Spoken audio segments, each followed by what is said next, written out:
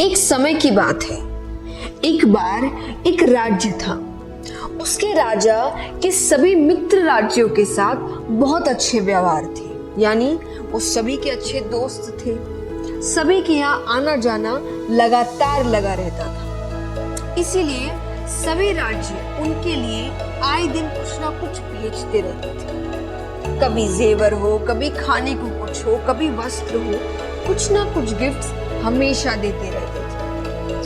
एक दिन उनके दरबार में एक विदेशी मेहमान आया और उसने जाते समय राजा की मेहमान नवाजी से खुश होकर राजा को एक पत्थर उपहार दिया, यानी गिफ्ट किया। राजा को वो पत्थर बहुत ही अच्छा लगा। उसने उस पत्थर की भगवान की मूर्ति बनाने का हुक्म दिया अपने मंत्री को। राजा उस मूर्ति को अपने राज मंदिर में लगवाना चाहता था। राजा की अनुमति पाकर, परमिशन लेकर मंत्री एक कारीगर के पास जाता है। उसको पत्थर देकर कहता है कि इसकी एक अच्छी सी मूर्ति बनवा दो। ये काम 10 दिन के अंदर हो जाना चाहिए। इसके बदले तुमको जो चाहिए वो मिलेगा और साथ ही साथ 100 सोने की मोहरें दी जाए। ये सुनकर कारीगर बहुत खुश हो जाता है। उसने अपनी सभी वस्तुओं को लेकर काम शुरू कर दिया। अब वो उस पत्थर को तोड़ने लगा, जिससे वो उसकी अच्छी सी मूर्ति बना सके। कई बार चोट मारने पर भी वो पत्थर नहीं टूटा। उसने उस पत्थर पर लगभग 50 चोट मारी। करता रहा पर वो पत्थर टूट नहीं रहा। अंत में एक चोट मारकर वो कहता है, अब ये काम मुझसे नहीं होगा। अरे जब इतनी चोट खाने पर भी पत्थर नहीं टूटा तो अब क्या खाक टूटेगा। वो उस पत्थर को वापस मंत्री को दे देता है और कहता है इसकी मूर्ति नहीं बन सकती। लेकिन मंत्री को तो किसी भी हाल में मूर्ति बनवानी थी। राजा का हुक्म जो था। मंत्री उस पत्थर को लेकर दूसरे एक साधारण कारीगर के पास जाता है।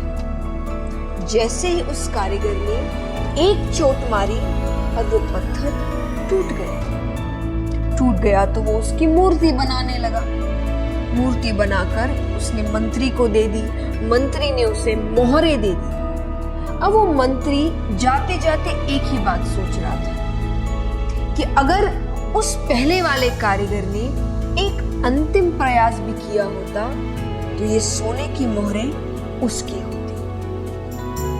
ये कहानी हमें क्या सिखाती है कि कई बार हम बहुत मेहनत करते हैं लेकिन फिर भी काम को अधूरा छोड़ देते हैं, ये सोचकर कि अगर अब तक नहीं हुआ तो आगे भी नहीं होगा। ये शायद मेरे लिए है ही नहीं, मेरी किस्मत में ही नहीं, मुझसे होगा ही नहीं।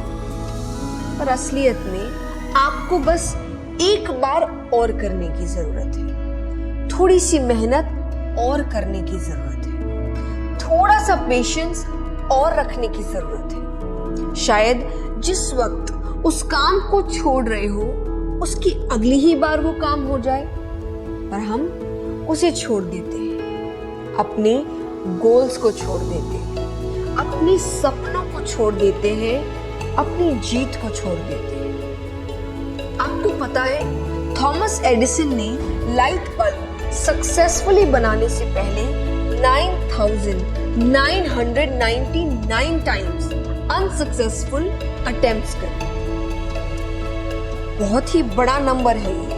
फिर भी जब वो सक्सेसफुल रहे और उनसे पूछा गया कि इतनी बार हारने पर भी वो मायूस नहीं हुए, उन्होंने हार नहीं मानी, अपना काम नहीं छोड़ा, तो उन्होंने एक ही जवाब दिया कि मुझे उन अनसक्सेसफुल अटेम्प्ट से पता चला कि इतने तरीके हैं जिनसे मुझे सफलता नहीं मिली, तो मुझे इन्हें दोहराना नहीं है। तो मेरे लिए ये अनसक्सेसफुल अटेम्प्ट्स नहीं थे या मेरी हार नहीं थी, ये मुझे सही चीज सिखाने का तरीका था।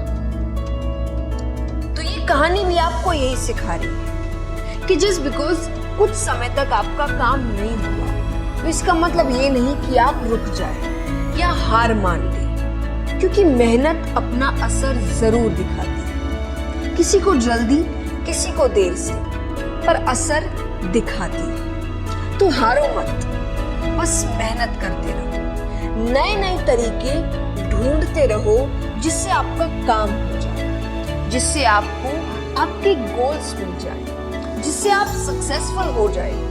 क्योंकि अगर तुम रुक गए तो वो जो सोने की मोहरे हैं वो कोई और ले जाए।